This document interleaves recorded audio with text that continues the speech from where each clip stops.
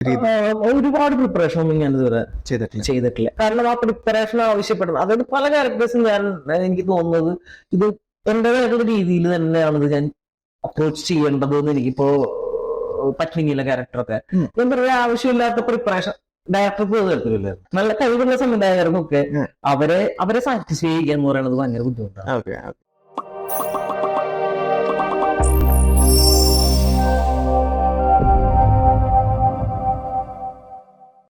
Dubbing easy ആയിട്ട് തോന്നാറുണ്ടോ? Dubbing എനിക്ക് ഈസിയാണ്. അതെന്താണെന്ന് എനിക്കറിയില്ല. ഞാൻ ആദ്യം ഒരു ഡബ് ചെയ്യുന്നത് എന്റെ ഓർമ്മ ശരിയാണെങ്കിൽ ഈ പറഞ്ഞ കണ്ണാടി കഥ എന്ന് പറയുന്ന ഒരു ഷോർട്ട് ഫിലിം അത് ഞാൻ വലിയ തെറ്റില്ലാണ്ട് ചെയ്തു. അത് വേറൊരാള് അഭിനയിച്ചതിന് ഞാൻ ഡബ് ചെയ്യാണ് ഞാൻ. പിന്നീട് എനിക്ക് തോന്നുന്നു ഗിരീഷ് ഡയറക്ട് ചെയ്ത ഒരു ഷോർട്ട് ഫിലിം ഉണ്ടായിരുന്നു, ആദ്യം ചെയ്ത വളരെ ചെറിയ മെച്ചമായിട്ടുള്ള ഷോർട്ട് ഫിലിം ആയിരുന്നു, യശ്പാൽ എന്ന് പറഞ്ഞിട്ട്. അതിനാണ് ഞാൻ തന്നെ അഭിനയിച്ച് ഞാൻ ഡബ് ചെയ്യുന്നതാണ് എന്റെ ഓർമ്മ. ഞാനത് പെട്ടെന്ന് അതിന്റെ ആ ഒരു ടെക്നിക്ക് എനിക്ക് കിട്ടി. അല്ല, ഇതൊരു ഡബിങ് എന്ന വിഷയമില്ലേ പ്രത്യേകം എടുത്തു വെക്കാൻ. ഇപ്പം സജിന്റെ ഓൾറെഡി ഉള്ളൊരു പെർഫോമൻസ് ഉണ്ട് നമ്മൾ, പക്ഷെ ഡബ് ചെയ്ത് വരുന്ന സമയത്ത് ഇതിന് നമ്മൾ പെർഫോമൻസിൽ ഒരു മീറ്റർ കൂടുതൽ നമ്മളുടെ ഇത് എനിക്ക് ഭയങ്കരമായിട്ട് എനിക്ക് ഫീൽ ചെയ്തിട്ടുണ്ട്. അപ്പൊ ഞാനിപ്പോ ജസ്റ്റ് ജിത്തിലാണെന്നുണ്ടെങ്കിലും ഇപ്പൊ ആ ഒരു ക്ലാസ്സിൽ തുടക്കം തന്നെയുള്ള സീൻ പറയുന്നത്, ഇപ്പൊ നമ്മുടെ ക്ലാസ് എടുത്ത് തുടങ്ങുന്ന സമയത്ത് ആ പ്രേമത്തിനെ കുറിച്ചൊക്കെ പറയുന്നുണ്ടല്ലോ, അത് ഒരു കഥയില്ലാത്ത വീടാണ്. അപ്പൊ പെർഫോമൻസ് വൈസ് വെച്ച് നമ്മൾ നോക്കുമ്പോ പെർഫോമൻസ് ഒക്കെ നമ്മളുടെ ഒരു ഇത് കാര്യമുണ്ട്. പക്ഷെ നമുക്ക് ആ ഒരു ചിരി വരുത്തുന്ന അല്ലെങ്കിൽ ഒരു ആൻസൈറ്റി വരുത്തുന്ന ഒരു സാധനം അത് ഡബിങ് ഒന്ന് കയറ്റി പിടിച്ചിട്ട് വേറെ എനിക്ക് തോന്നിയിരിക്കുന്നത് ഒന്ന് ജസ്റ്റ് ജിത്തിൽ എനിക്ക് തോന്നി. പിന്നെ ബിനീഷേട്ടന്റെ അതിലെനിക്ക് കുറച്ച് ലിപ്സിംഗ് ഔട്ടായിട്ട് തോന്നിട്ട്, അത് ഇതിൽ പറയാൻ പറ്റുമോ കുറച്ചൊരു ലിപ്സിംഗ്, അത് ചിലപ്പോൾ അതിന്റെ ടെക്നിക്കലായുള്ള സംഭവമാണ്. സൂപ്പർ ശരണ്യയില് ഇതുപോലെ തന്നെ കറുമുറും ഇതൊക്കെ പറഞ്ഞ് നമ്മളുടെ പോണ ഇത് അതില് ഒക്കെ ഒരു ലെവല് കേറിയിട്ടാണ്. ഇതിൽ പിന്നെ നമ്മുടെ തിയേറ്ററിൽ വന്നിട്ട് ഇപ്പൊ സൂപ്പർ ശരണ്യ തിയേറ്റർ സീൻ ഇങ്ങനെ നമ്മൾ പറയണ്ട. അപ്പൊ ഇങ്ങനെ അത്രയും നേരം മറ്റേ അശോകൻ അവിടെ വന്നിട്ട് അർജുന അശോകൻ അവിടെ ഇത് പറയുന്നുണ്ട് ഡയലോഗ്, തൃശ്ശൂർ സ്ലാങ് ഉണ്ട്. അതിന്റെ ഇടയിൽ പെട്ടെന്ന് ഒരു കോഴിക്കോട് അല്ല കൊച്ചി സ്ലാങ്ങിലേക്ക് പോയിട്ട് പിന്നെ ഒരു കറ്റന്ന് വരുമ്പോ വീണ്ടും തൃശ്ശൂർ സ്ലാങ്ങിലേക്ക് പോകുന്നുണ്ട്. അപ്പൊ അത് ഒരു സജിൻ ബ്രില്യൻസ് ആണ്. ജസ്റ്റ് ഇതിന്റെ കാര്യത്തിൽ എനിക്ക് കുറച്ചുകൂടി ശരിയായി തോന്നി. കാരണം എന്താണെന്ന് വെച്ച് കഴിഞ്ഞാല് ഓൾറെഡി അതിന്റെ ഡയറക്ടർ നിശാന്തിന് ഞാനൊരു അല്പം കൂട്ടിയിടുന്നതായിരുന്നു താല്പര്യം. ഞാൻ മാക്സിമം കൂട്ടിയിടാവുന്നതിന്റെ മാക്സിമം ഞാൻ കൂട്ടിയിട്ടിരുന്നു. അതുപോലെ നമുക്ക് കുറച്ചുകൂടി കയറുമ്പോൾ നമുക്കൊരു ചമ്മൽ തോന്നിയിരുന്നു. അതായത് ഓവറാണോ എന്നൊരു ഡൗട്ട് തോന്നുമായിരുന്നു. പക്ഷെ അങ്ങനെ ഞാൻ മാക്സിമം കൂട്ടിയിട്ടിരുന്നു. പക്ഷെ അവനെ അതും പോരായിരുന്നു അതിന്റെ ഡയറക്ടർക്ക്. പിന്നീട് ഞാനത് ഡബ് ചെയ്യുന്ന സമയത്ത് നമുക്ക് കുറച്ചുകൂടി നമ്മൾ വെക്കാം എങ്ങനെയാണ് നമ്മൾ ചെയ്തത്, ഒരു അല്പം കൂടി ചെറുതായിട്ട് കൂട്ടിയിടാം. ബാക്കിയുള്ളതൊക്കെ സൂപ്പർ സെവനൊക്കെ ഓൾറെഡി ഞാൻ അഭിനയിച്ച രീതിയിലാണ് ഞാൻ ഡബ് ചെയ്തത്. കാരണം അത് പ്രത്യേകം ഗിരീഷൊക്കെ പ്രത്യേകം പറയായിരുന്നു, അഭിനയിച്ചത് തന്നെ വിടണം, അല്ലാതെ ഒന്നും വേണ്ട, എക്സ്ട്രാ നന്നാക്കണ്ട, ഡയലോഗുകളൊക്കെ എക്സ്ട്രാ കയറി തരാം. പക്ഷെ ആ ലിപ്പുള്ള പോലെ നമ്മൾ അഭിനയിച്ച് തന്നെ കിട്ടണമെന്ന് നിർബന്ധമുള്ള ആൾക്കാരാണ് കൂടുതലുണ്ട്. ഇവർ ബിനീഷേട്ടൻ വരെ അങ്ങനെ തന്നെയാണ്. ബിനീഷേട്ടൻ ഡയറക്ടർ ഈ പ്രാമലൂരിന്റെ ഫോറൈനറാണ് കിരൺ ജോഷി. ഈ മറ്റേ എന്താ പറയാ, എനിക്ക് ഒരു കോംപ്ലിമെന്റ് എന്ന് പറയുന്നത് ഇപ്പൊ സജി പലപ്പോഴും പല കാര്യങ്ങൾ ചെയ്യുമ്പോ ശ്രീനിവാസനിൽ ഒരു ഇന്നസെന്റ് കയറ്റിയിട്ടുള്ള ഒരു പെർഫോമൻസ് ആണ് കേട്ടോ.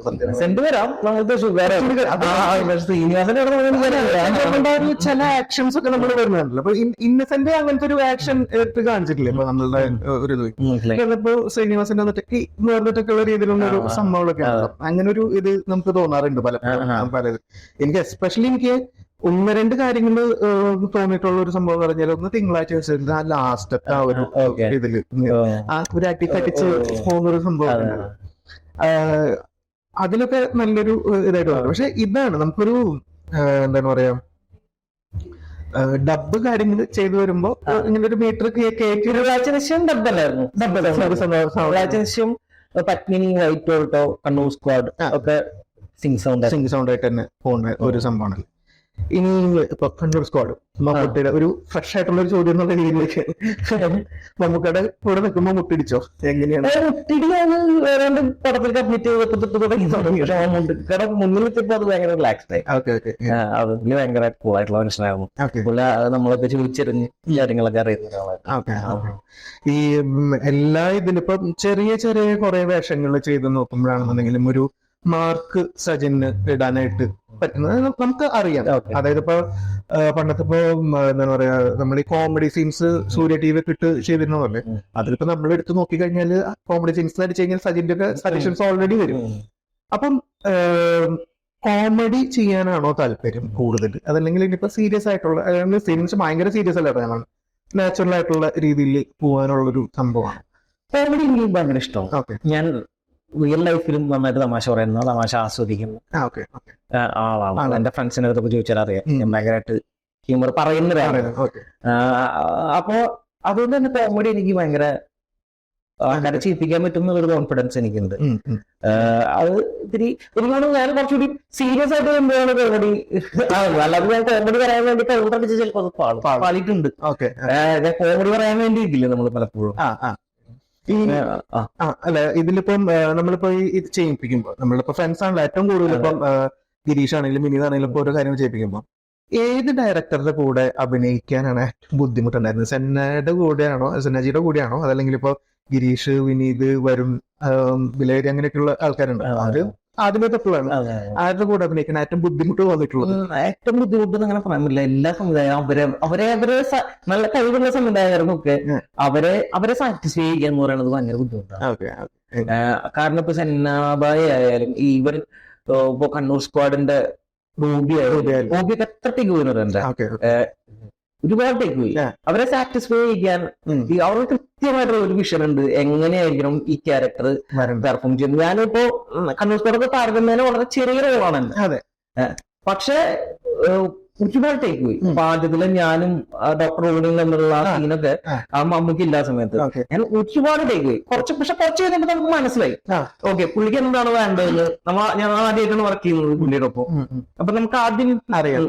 പക്ഷെ നമ്മൾ എത്ര ടേക്ക് പോകാൻ റെഡിയാണ് എന്നുള്ളതാണ് ഞാൻ എന്റെ സക്സസ് ആയിട്ട് ഞാൻ എടുക്കുന്നത്. ഡയറക്ടർ എന്തായാലും നമ്മളുടെ ഇതിന് ചെറിയ വളരെ ചെറിയൊരു റോൾ അതിന്റെ എല്ലാം കൂടെ കൂട്ടി വെച്ചൊരു 5 മിനിറ്റ് അല്ലെങ്കിൽ ഒരു 10 മിനിറ്റ് ഉണ്ടാവുമായിരിക്കും. അത് നോട്ടീസബിൾ ആണ് ഒരു ടേക്ക് പോയതുകൊണ്ടുള്ള. പിന്നെ ഗിരീഷൊക്കെ പലപ്പോഴും നമ്മളെ തലയേക്കും. അത് സ്വാഭാവികമായിട്ടും നമ്മൾ ഫ്രണ്ട്സും കൂടിയാണ്. അപ്പൊ അതിന്റെ ഇപ്പൊ ഞാൻ ഏതൊരു സീൻ എനിക്ക് തോന്നുന്നത് ഞാൻ സൂപ്പർ ശരണ്യെ വിളിച്ചിങ്ങനെ എന്തോ പറയണ ഒരു സീനുണ്ട്. ഞാൻ ഗിരീഷ് ഓക്കെയാണ് പക്ഷെ 10 ലക്ഷം രൂപ ലോട്ടറി അടിച്ച സന്തോഷം എന്നൊക്കെ പറയും. അങ്ങനെ അപ്പൊ നമുക്ക് പ്രശ്നമാണ്. ആ സ്പെസിഫിക്കലി പറഞ്ഞു കഴിഞ്ഞു എന്താണ് ഇത്തരം കാര്യത്തിൽ എല്ലാ സംവിധാനം എടുക്കുന്നുണ്ടോ ഈ ബുദ്ധിമുട്ട് എപ്പോഴും.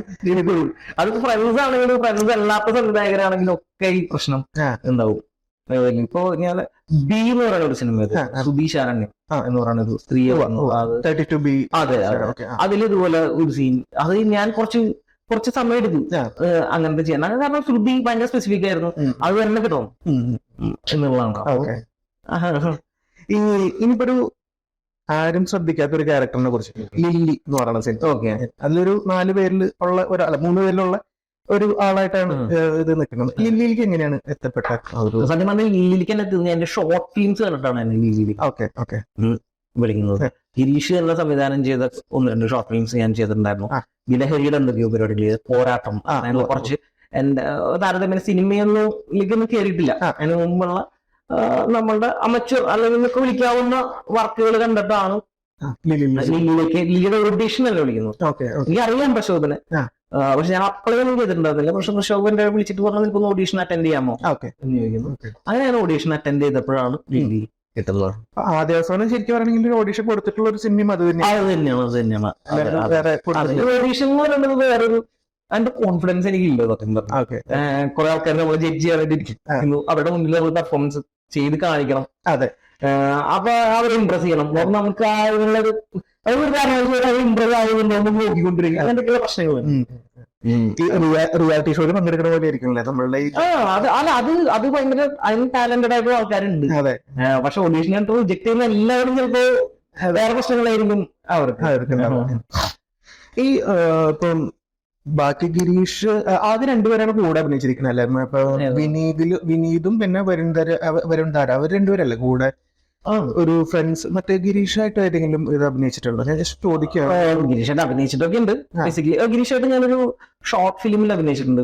വശീകരണം എന്ന് പറഞ്ഞൊരു ഷോർട്ട് ഫിലിം ഗിരീഷിന്റെ ആയിരുന്നു അത് എഴുതിയിരുന്നു. ദൂരദർശന വീഡിയോകൾ എഴുതണം. ഓക്കെ. വശീകരണം എന്ന് പറഞ്ഞൊരു ഷോർട്ട് ഫിലിം ഗിരീഷിനൊപ്പം അഭിനയിച്ചിട്ടുണ്ട്. അതല്ലേ.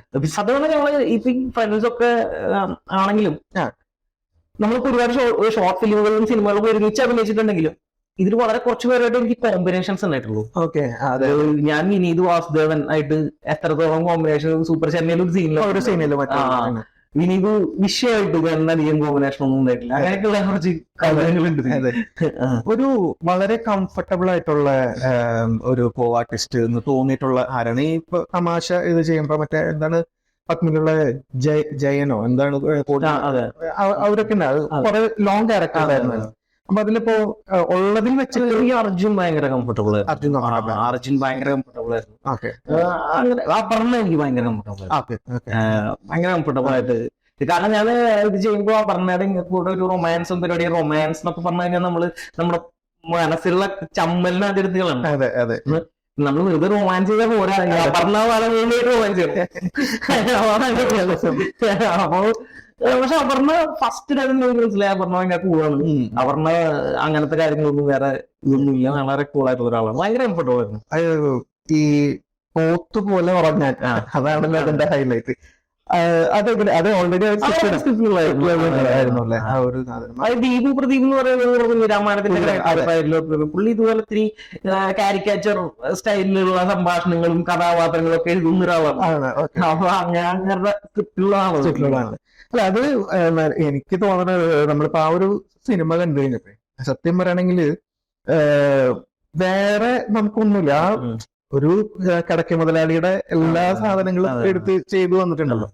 അപ്പൊ അതിന്റെ ഒരു അന്ന് ന്യൂജനാണ്, പഴയ ആളാണ്. അന്ന് ന്യൂജനിലേക്ക് കയറാൻ വേണം. അപ്പൊ നമ്മളുടെ ഇപ്പോ ഈ എന്താണ് പറയാ കണ്ണൂർ സ്ക്വാഡ് ആണെങ്കിൽ ഇപ്പൊ ഓരോ ക്യാരക്ടർ പല ഡിഫറെന്റ് ക്യാരക്ടർ വന്നിട്ടുണ്ടല്ലോ.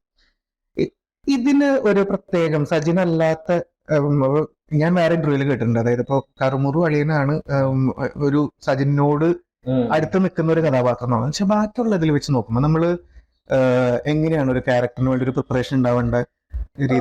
ഒരുപാട് പ്രിപ്പറേഷൻ ഒന്നും ഞാൻ ഇതുവരെ ചെയ്തിട്ടില്ല. കാരണം ആ പ്രിപ്പറേഷൻ ആവശ്യപ്പെടുന്നത് അതായത് പല ക്യാരക്ടേഴ്സും എനിക്ക് തോന്നുന്നത് ഇത് എന്റേതായിട്ടുള്ള രീതിയിൽ തന്നെയാണിത് ഞാൻ അപ്രോച്ച് ചെയ്യേണ്ടത് എന്ന് എനിക്കിപ്പോ പറ്റില്ല. ക്യാരക്ടറൊക്കെ ഞാൻ പറയുക ആവശ്യമില്ലാത്ത പ്രിപ്പറേഷൻ ഡയറക്ടർക്ക് തരത്തിലില്ല. ഓക്കെ.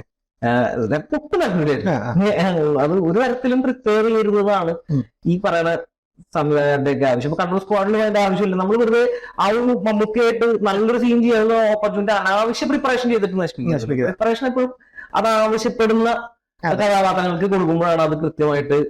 ഞാൻ പ്രിപ്പയർ ചെയ്യുന്ന സിനിമയിലുണ്ട്. ഇപ്പൊ നല്ലൊരു സിനിമ ജിയോ ബേബി ചേട്ടൻ നായകനാവുന്ന ഒരു സിനിമ ഉണ്ടായിരുന്നു.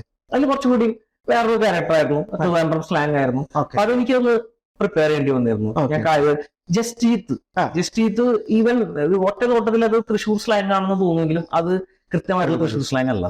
അത് എഴുതി വെച്ചിട്ടുള്ള സ്ലാങ് ആണ്. ഞാൻ ജസ്റ്റീത്തില് പറഞ്ഞിട്ടുള്ള ഓരോ ഡയലോഗും സ്ക്രിപ്റ്റിൽ എഴുതി വെച്ചിട്ടുള്ള ഡയലോഗാണ്. അല്ലാതെ ഒരു ഡയലോഗ് പോലും കഴിഞ്ഞിട്ട് പറഞ്ഞിട്ടില്ല. ഒരു ഡയലോഗ് പോലും. പ്രത്യേകിച്ചൊരു സ്ലാങ്ങില് ഒരു ഒരു നമ്മളൊരു എക്സ്ട്രാ ജസ്റ്റ് ആക്ച്വലി ഭയങ്കര സ്പെസിഫിക് സ്ലാങ് അതായത് വെറുതെ തൃശ്ശൂർ സ്ലാങ് ഒന്നും വിളിക്കാൻ പറ്റില്ല. അങ്ങനെ അത് പറയാന്ന് പറയുന്നത് കുറച്ച് അതെനിക്ക് ഭയങ്കര പ്രിപ്പയർ ചെയ്യേണ്ടി വന്നു. വർക്കാവില്ലായിരുന്നു. ഇത് പ്രിപ്പയർ ചെയ്യാനുള്ളൊരു സാധ്യത മുന്നിൽ കണ്ടുകൊണ്ടാണ് ഞാൻ അഭിനയിക്കാൻ തീരുമാനിച്ചത്. അങ്ങനെ പ്രിപ്പയർ ചെയ്യാവുന്നൊരു പടം എനിക്ക് വന്നേക്കുന്നു എന്ന് എനിക്ക് മനസ്സിലായി. ഒരു ഷോർട്ട് ഫിലിം ആണെങ്കിലും അത് പ്രിപ്പയർ ചെയ്യേണ്ട ഒരു സാധനം വന്നേക്കുന്നു. അത് ചെയ്തേക്കാം എന്നുള്ളതുകൊണ്ടാണ് ജസ്റ്റ് ഇതൊക്കെ ചെയ്തത്. ഇപ്പം ജസ്റ്റ് അതുപോലെ അതിന് മുന്നേ ജബല കരിക്കിന്റെ ജബലൊക്കെ ചെയ്യുമ്പോ എന്ന് പറഞ്ഞു കഴിഞ്ഞാൽ ശരിക്കും പറയുകയാണെന്നുണ്ടെങ്കിൽ ഇപ്പൊ നമ്മുടെ മലയാളികളുടെ അത് മീൻസ് പാവങ്ങളുടെ യഷ്രാജ് ഫിലിംസ് എന്ന് പറയുന്ന പോലത്തെ ഒരു സംഭവമാണല്ലോ ശരിക്കും കരിക്കുന്നത്. അപ്പം അതിലേക്ക് എങ്ങനെയാണ് ഇതുപോലെ അവര് കോണ്ടാക്ട് ചെയ്ത് എന്തിന്റെ എന്തെങ്കിലും വർക്ക് കണ്ടിട്ട് അവര് വിളിക്കുന്നതാണോ? കാരണം കണ്ടിട്ട് വിളിക്കുന്നതാണ് തിരിച്ചു പാവങ്ങളുടെ യഷ്രാജ് ഫിലിംസ് നല്ല ഇത് പറയേണ്ടത്. കാരണം അത് യഷ്രാജ് ഫിലിംസിനെ പോലെ തന്നെ ബ്രാൻഡുള്ള ഒരു സംഭവം. അല്ലാതെ അതൊരിക്കലും യഷ്രാജ് ഫിലിംസ് അതിനങ്ങനെ അർത്ഥമില്ല. കരിക്ക് ഒരുപക്ഷെ ഇന്ത്യയിലെ തന്നെ ഏറ്റവും വാല്യൂ ഉള്ള യൂട്യൂബ് ചാനലുകളിൽ ഒന്നാണ്. അപ്പൊ അവരെന്റെ പക്കായിട്ടാണ് വിളിക്കുന്നത്. അങ്ങനെ സിനിമകൾ കണ്ടിട്ടാണ് വിളിക്കുന്നത്. പക്ഷെ ഞാൻ തിരിച്ച് കരിക്കുന്ന ഒരു ഓഫർ വന്ന് വരുമ്പോ പിന്നെ നമ്മൾ അതിന്റെ കൂടെ വർക്ക് ചെയ്യാന്നുള്ള തന്നെയായിരുന്നു ചെയ്തു പോയത്. ഇനി വേറെ ഇപ്പൊ പുതുതായിട്ട് വരാനിരിക്കുന്ന ഷോർട്ട് ഫിലിംസോ അല്ലെങ്കിൽ സിനിമ വെബ് സീരീസ് ഞാൻ ചെയ്തിരുന്നു. ചെറിയ താരതമ്യേന ചെറിയ പ്ലാറ്റ്ഫോമിന് വേണ്ടിയിട്ടാണ് അത് ചെയ്തിട്ടുണ്ടായിരുന്നത്. ഒരു വെബ് സീരീസ് ആണ് അത് ഡയറക്ട് ചെയ്തിട്ടുള്ളത് അജാസ് പൂക്കാർ എന്ന് വിളിക്കുന്ന. അത് കേരളത്തിലെ മലയാള സിനിമ ഇൻഡസ്ട്രിയിലെ ഫൈറ്റ് എഡിറ്റർ ആണ്. ഒരുപാട് മലയാള സിനിമകളിലെ ഫൈറ്റ് എഡിറ്റ് ചെയ്തിട്ടുള്ള ആളാണ്. തെലുങ്ക് തമിഴ് സിനിമകളിലൊക്കെ ഫൈറ്റ് സ്പോട്ട് എഡിറ്റ് ചെയ്യുന്ന അതാണ് അജാസ് പൂക്കാർ. പുള്ളിയാണ് അത് ഡയറക്ട് ചെയ്തിട്ടുള്ളത്. അത് ജസ്റ്റ് അതിന്റെ വർക്കൊക്കെ കഴിഞ്ഞിട്ടുള്ളൂ, ഡബ്ബൊക്കെ കഴിഞ്ഞിട്ടുള്ളൂ. വീണ്ടും ഒരു സാധനം എടുക്കാണ്ടെന്ന് തോന്നുന്നു. അത് കഴിഞ്ഞാൽ പതുക്കെ അത് വരും. ഞങ്ങളിവിടെ കരലുണ്ട് സിനിമ ഈ പറഞ്ഞ പോലെ ഞാൻ എഴുതിയിട്ടുള്ളത്. പിന്നെ കുറച്ച് സിനിമകളും കൂടി ചെയ്ത് ഇരിക്കുന്നുണ്ട്. പക്ഷെ പലതും അനൗൺസ് ചെയ്തിട്ടില്ല. അതെ അതെ അതെ. അതിന് മുമ്പ് ഞാൻ ചാടി കയറി പറയാൻ പറ്റില്ലല്ലോ. നമ്മളുടെ ഇപ്പം അയാം കാതൽ ശരിക്കും അയാം പ്രൈമിലൊരു മുന്നിറങ്ങേണ്ട ഒരു സിനിമയാണ്. ഷൂട്ട് ചെയ്ത് കഴിഞ്ഞാണ് അല്ലെ? ഇനിയിപ്പോ ഒരു ഇത് കഴിഞ്ഞതിന് ശേഷം ഇപ്പൊ ഏപ്രിലൊക്കെ അതെ അതിന്റെ വീണ്ടും അടുത്ത റിലീസിംഗ് ഡേറ്റ് ഒന്നും ഫിക്സ് ചെയ്തിട്ടില്ല. പക്ഷെ കുറച്ചുകൂടി പണി ഗിരീഷ് ഇപ്പോ പ്രൈമലിന്റെ തിരക്കുമായിട്ട് ബന്ധപ്പെട്ട് അപ്പൊ അത് കഴിഞ്ഞാലാണ് അതിന്റെ വർക്ക് ഷെഡ്യൂൾ ബാക്കിയുണ്ട്. ഷൂട്ട് ചെയ്യാൻ ബാക്കിയില്ല, പോസ്റ്റ് പ്രൊഡക്ഷനിലാണ്. പോസ്റ്റ് പ്രൊഡക്ഷനിൽ ബാക്കിയുണ്ടല്ലേ? അപ്പം ഇപ്പം ഇനിയിപ്പോ ഒരു അവസാനിപ്പിക്കുന്നതിനേക്കാളും മുന്നുള്ള ഒരു സംഭവം തിരക്കഥ ചെയ്തു, അഭിനയിക്കുന്നുണ്ട്. കഥ, തിരക്കഥ, അഭിനയം സംവിധാനത്തിലേക്ക് അടക്കാനുള്ള സംവിധാനം പറയുമ്പോൾ ഭയങ്കര ബുദ്ധിമുട്ടുള്ള ജോലിയാണ്. ഈ പറയുന്ന പരിപാടിയൊന്നുമല്ല, ഇത്ര നേരം കണ്ടതല്ല അതാണ് കളി. അപ്പൊ അതുകൊണ്ട് തന്നെ ആഗ്രഹം ഉറപ്പായിട്ടുണ്ട്. പക്ഷെ തൽക്കാലം ഇല്ല. അത് ആദ്യം അത് എനിക്ക് ചെയ്യാൻ പറ്റുന്ന, എനിക്ക് ചെയ്യാൻ കോൺഫിഡൻസ് ഉള്ള ഒരു സബ്ജക്ട് വരുമ്പോ മാത്രമേ അത് ചെയ്യാൻ പറ്റുള്ളൂ. അപ്പൊ നമ്മൾ അതൊക്കെ ഈ ചെയ്യാൻ കോൺഫിഡൻസ് ഉള്ള ഒരു ഇതെന്ന് പറയുമ്പോൾ നമ്മളുടെ എങ്ങനത്തെയുള്ള സബ്ജക്റ്റുകളാണ് കൂടുതൽ എഴുതാൻ താല്പര്യം? ഇപ്പം അള്ള രാമേന്ദ്രൻ തമാശയുണ്ട്, അതിലൊരു ഈഗോ ഉണ്ട്, അങ്ങനെ രസകരമായിട്ട് പോയിട്ടുള്ളത്. മറ്റേ അയാം കാതൽ എങ്ങനെയാണെന്ന് ചോദിക്കുന്നില്ല, കാരണം വെച്ച് കഴിഞ്ഞാൽ അത് വന്നിട്ടില്ല. അപ്പം എങ്ങനത്തെ ജോണറിലുള്ള കഥകൾ എഴുതാനാണ് കൂടുതൽ താല്പര്യം? ലൈറ്റ് ആയിട്ടൊന്നും ഞാൻ പറയുന്നില്ല. കാരണം ഈ പറഞ്ഞ പോലെ എനിക്ക് ഈ ഹ്യൂമറാണ് എപ്പോഴും ആദ്യം ഒരു തമാശ എലമെന്റ്സ് ഉള്ള കഥകളാണ് പെട്ടെന്ന് മനസ്സിൽ വരാറ്. അതിപ്പോ ഈവൻ കേൾക്കുമ്പോ തന്നെ ഇത്തിരി ഹ്യൂമർ. ഇപ്പൊ അയാം കാതലം പോലും അതിലൊരു ഹ്യൂമർ ടച്ച് ഉള്ള പരിപാടി. അതെന്താണെന്ന് ഞാൻ പറയുന്നില്ല. അങ്ങനത്തെ വേറെ പരിപാടിയാണ് ഒരു സാധനം. പക്ഷെ ഇപ്പൊ തന്നെ എഴുതിക്കൊണ്ടിരിക്കുന്നത് കുറച്ചുകൂടി സീരിയസ് ആയിട്ടുള്ള ഒരു ത്രില്ലർ സ്വഭാവമുള്ള. അപ്പൊ ഇങ്ങനെ പിന്ന തരത്തിലുള്ള സിനിമകളാണ് എഴുതാൻ താല്പര്യം എന്നൊന്നും അങ്ങനെ പറയാൻ പറ്റില്ല. അതായത് നമുക്ക് പെട്ടെന്നൊരു കഥ എഴുതുമ്പോൾ അത് ഭയങ്കര ക്ലിക്ക് ആകുന്നു, അത് ചെയ്യാൻ ഡെവലപ്പ് ചെയ്യാനുള്ള ഒരു ത്രില്ല് വരുന്നു, ഫയർ കിട്ടുന്നു എന്നുള്ളതാണ്. എന്നാ ജോണറും ട്രൈ ചെയ്യണം തന്നെയാണ് ആഗ്രഹം. ഈ ഇനിയിപ്പം അയാം കാതലൻ എന്ന് പറഞ്ഞത്, അപ്പം പേര് സ്വന്തമായിട്ട് ഇട്ടാണോ അല്ലെങ്കിൽ ഇങ്ങനെ ഡിസ്കസ് ചെയ്തിട്ട് സ്വന്തമായിട്ട് ഇട്ടതാണ് അയാം കാതൽ എന്ന് പറഞ്ഞിട്ടുള്ള രീതിയിൽ? അല്ല, അയാം കാതൽ എന്ന് പറഞ്ഞില്ല, ആദ്യം കാതലെന്നായിരുന്നു നമ്മൾ ഉദ്ദേശിച്ചത്. പക്ഷെ കാതൽ പേരിന് കുറച്ച് അതിന്റെ കുറച്ച് ലീഗൽ ഇതുണ്ടായിരുന്നു. ഓൾറെഡി തമിഴ് സിനിമയാണ്, മലയാളം പ്രൊഡ്യൂസറാണ്, അങ്ങനെയൊക്കെ ആയിട്ടുള്ള കിറ്റിക്കുഞ്ഞുമോൻ സാറാണ് എന്റെ പ്രൊഡക്ഷൻ. അപ്പൊ അത് കാതലിന് മാത്രമായിട്ട് നമുക്ക് കിട്ടാൻ കുറച്ച് ബുദ്ധിമുട്ടാണ്. അപ്പോഴാണ് നമ്മളത് അയാം കാതൽ എന്ന് പരിഷ്കരിച്ചത്. അപ്പൊ നമ്മളുടെ ഈ ഒരു നൈസ് ടു മീറ്റ് യു എന്ന് പറയുന്ന സെഗ്മെന്റിലേക്ക് വന്നതിന് ഒരുപാട് നന്ദിയുണ്ട്. Thank you.